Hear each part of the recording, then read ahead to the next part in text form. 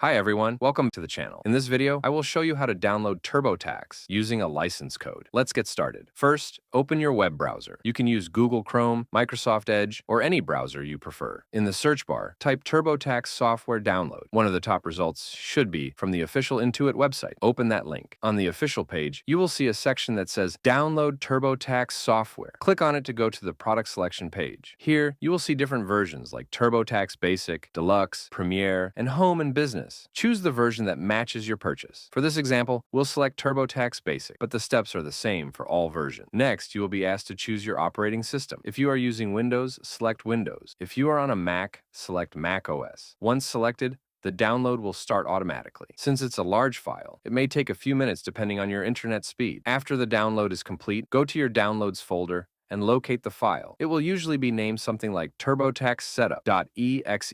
Double-click the file to start the installation. If a security prompt appears, click Yes to allow the installer to run. The installation window will open. Accept the license agreement, then click Next. You can choose your preferences like automatic updates and installation location. By default, it installs on the C drive, which is fine for most users. Now click Install to begin. Wait for the installation to finish. Once it's done, you will see an option to launch TurboTax. Click on it to open the software.